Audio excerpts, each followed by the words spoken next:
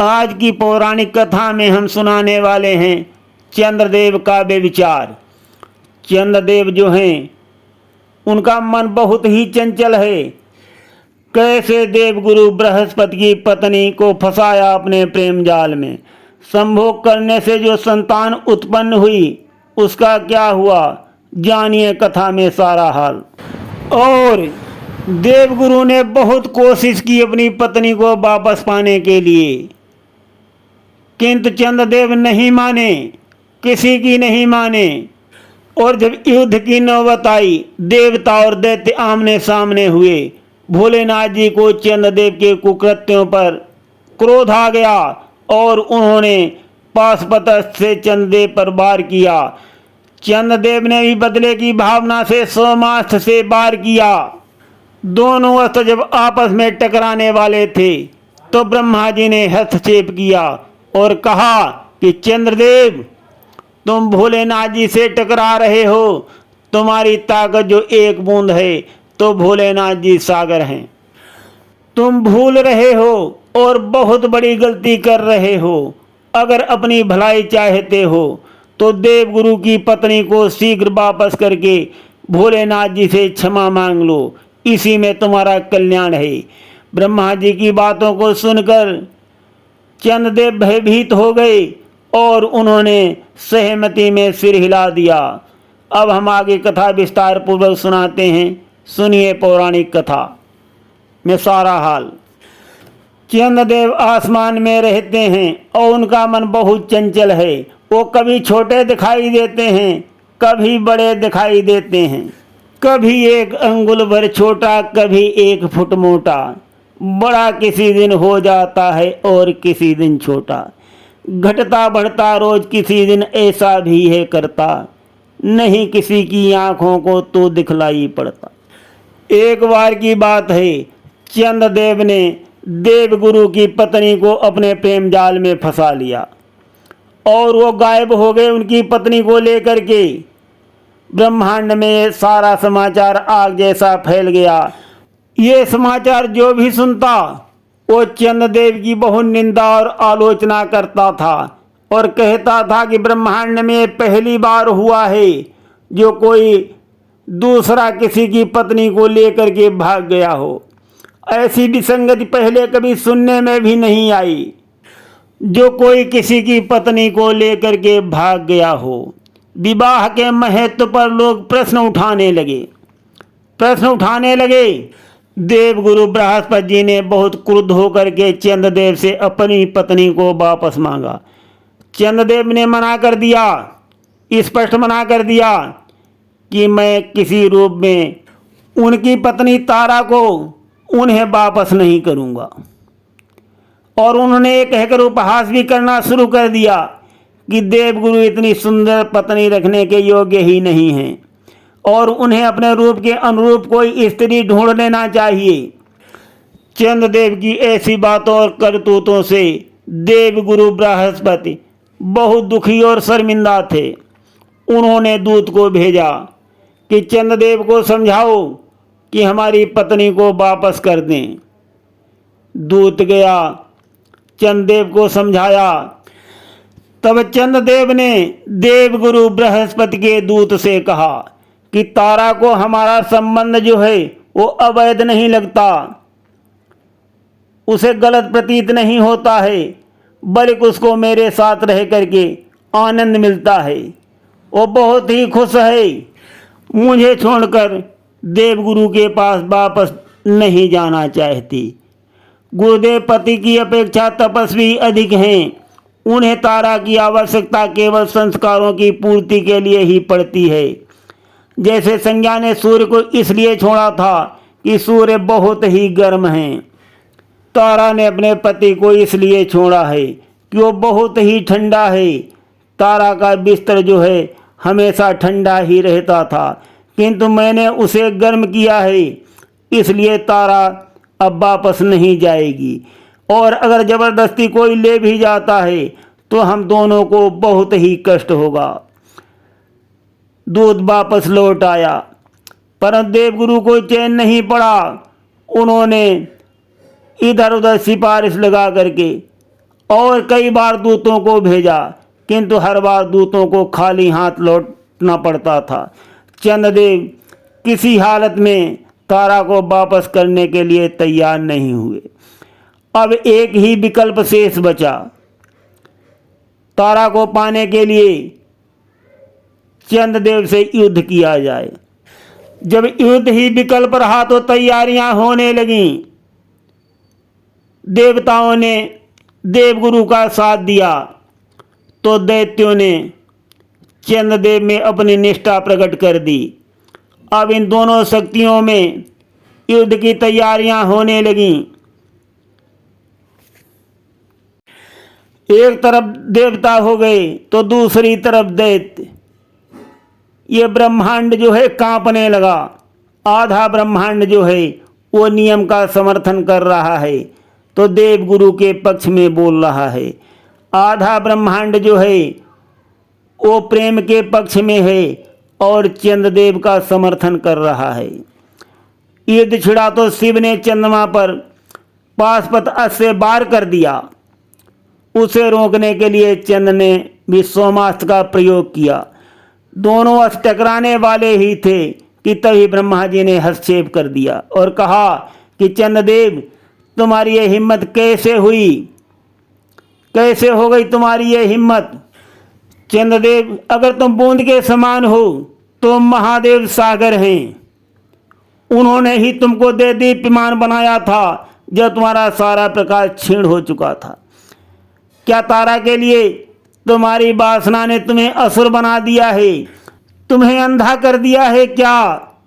तुम उस मस्तक को नहीं पहचानते जिसने तुमको शरण दी है? अपनी कल्याण और भलाई चाहते हो तो तुरंत तारा को, देवगुरु को वापस करके भोलेनाथ जी से क्षमा मांग लो, और नहीं तो तुम्हारा क्या हाल होने वाला है ये तुम खुद जानोगे। ब्रह्मा जी की बात को सुनकर चंद्रदेव जी घुटनों के बल गिर पड़े और क्षमा मांगने लगे। त्राहिमाम करके बोलने लगे कि मुझे क्षमा करा दो। जब चंद्रदेव ने क्षमा मांग ली, युद्ध जो है वो समाप्त हो गया। बात यही ठहरी कि देवगुरु की पत्नी को लौटा दो तो महादेव तुम्हें क्षमा कर देंगे। चंद्रदेव राजी हो गए, कहे ठीक, भोलेनाथ जी की अगर मर्जी है तो मैं देवगुरु की पत्नी को वापस कर दूंगा। चंद्रदेव ने तो ब्रह्मा जी की बातों से भयभीत होकर के हामी भर ली, किंतु तारा देवगुरु की पत्नी जो थी वो बगावत पर उतर आई और लड़ने के लिए तैयार हो गई। उसने कहा, चाहे जो भी हो जाए मैं वापस नहीं जाऊंगी देवगुरु के पास। मैं कदापि अपना वचन नहीं बदल सकती, और युद्ध करने के लिए तैयार हो गई। दोनों तरफ से सैनिक तो युद्ध के लिए तैयार ही खड़े थे। वो सैनिकों को चीरती हुई सामने आकर के लाल लाल आंखें करके खड़ी हो गई। ये देख करके ब्रह्मा जी बोले कि देवगुरु, अपनी पत्नी का हाल देखो, किस तरह से युद्ध करने के लिए तैयार है, फिर भी आप अपनी पत्नी को स्वीकार कर लोगे। देवगुरु बोले, परमपिता, मैं स्वीकार कर लूँगा। खराब फल को हमेशा फेंका नहीं जाता। मैं जानता हूँ परमपिता, अब वो शुद्ध नहीं है किंतु धर्मपरायण है। मेरे अनुष्ठानों के लिए उसकी उपस्थिति महत्वपूर्ण है और मैं उसे वापस स्वीकार करता हूँ। बृहस्पति देव की बातों को सुनकर उनकी पत्नी तारा जो है सामने आ गई और अपने गर्भ की तरफ इशारा करके बोली कि आप इसे भी स्वीकार करते हो? इसे भी स्वीकार करते हो? आप कहते हो कि तुम हमारी पत्नी हो, किंतु फिर अपने गर्भ की तरफ इशारा करते हुए कहा, क्या इसको कहोगे कि ये मेरा पुत्र है, ये मेरी संतान है? तारा का ये हाल देख करके देवता असुर दंग रह गए, दंग रह गए। और देवगुरु बृहस्पति की दृष्टि जो है तारा के गर्भ पर पड़ी। बोले कि तुम किसके बच्चे को पाल रही हो? तारा ने उत्तर दिया, ये बच्चा मेरा है। देवगुरु बोले, इसका पिता मैं हूँ या चंद है? तारा बोली, मैं इसका उत्तर नहीं दूंगी। गुरु ने उस पर बहुत दबाव डाला, किंतु वो नहीं बोली। देवताओं ने भी उसे सत्य कहने के लिए आज्ञा दी, किंतु वो चुप रही। राक्षसों ने भी डराया धमकाया और कहा कि सच सच बोल दो, किंतु वो कुछ नहीं बोली और अडिग रही। अचानक उसके गर्भ के अंदर से आवाज आई। क्या आवाज आई? जो अंदर गर्भ में पल रहा बच्चा था उसने आवाज दी, मैं किसका पुत्र हूँ माँ? तारा ने अपने गर्भ पर हाथ रख लिया। फिर आवाज आई, संतान ने गर्भ के अंदर से आवाज दी, मैं किसका बेटा हूँ माँ? अब तारा जो है अपने गर्भ को छुपा रही थी, किंतु गर्भ जो है अंदर से आवाज दे रहा था। क्या आवाज आ रही थी? माँ, आप अपने पति, अपने प्रेमी का नाम लेने से बच सकती हैं। आप देवों और असुरों को ये सच्चाई बताने से मना कर सकती हो माँ, किंतु क्या आप मुझे भी मना कर दोगी? अपने अजन्मे पुत्र को भी मना कर दोगी माँ? संतान की आवाज को सुनकर वो कांप उठी। अब क्या करे? संतान की आवाज को सुनकर कोई माँ चुप नहीं रह सकती। वो भी चुप नहीं रह सकी और बोली कि मुझसे नहीं होगा, मैं तुम्हें जरूर बताऊंगी और तुम मेरी चांदनी हो। ये अद्भुत रहस्य को देख करके युद्ध में शांति छा गई और देवता और असुर सब उस सशक्त माँ को खड़ा देख रहे थे। तारा ने बृहस्पति से फिर पूछा, क्या आप मुझे इस पुत्र के साथ स्वीकार करोगे?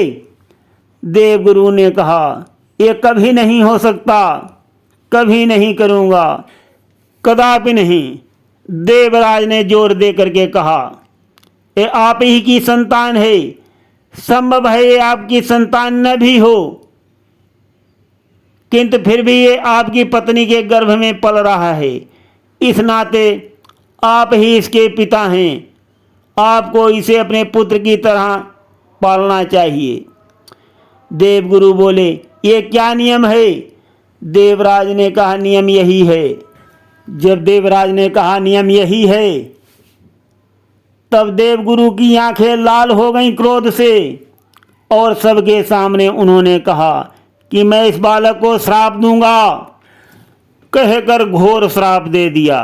बोले कि ये बच्चा नपुंसक होगा, न नर न मादा, ठीक अपने पिता की तरह जो आकाश में आधा है, और न पूर्ण, ठीक अपनी माँ की तरह जो न चंद की है न मेरी है।